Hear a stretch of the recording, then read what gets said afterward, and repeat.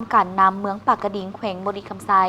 สืบต่อน้ำเอาเครื่องบริโภคลงช่วยเหลือพ่อแม่ประชาชนอยู่4บ้านลุ่มเขื่อนไฟฟ้าน้ำเทินหนึ่งที่ถูกน้ำท่วม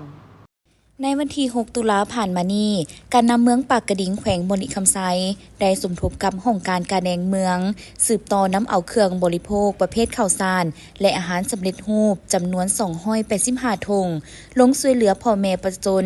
อยู่4บ้านลุ่มเขื่อนไฟฟ้าน้ำเทินหนึ่งที่ถูกน้ำท่วมที่อยู่อาศัยเป็นการช่วยเหลือบรรเทาทุกข์ในเบื้องต้นในการลงช่วยเหลือในครั้งนี้ท่านเพ็งเพลินจิตประธานคณะกรรมการคุ้มครองภัยพิบัติเมืองปากกระดิ่งพร้อมคณะได้นำเอาเครื่องบริโภค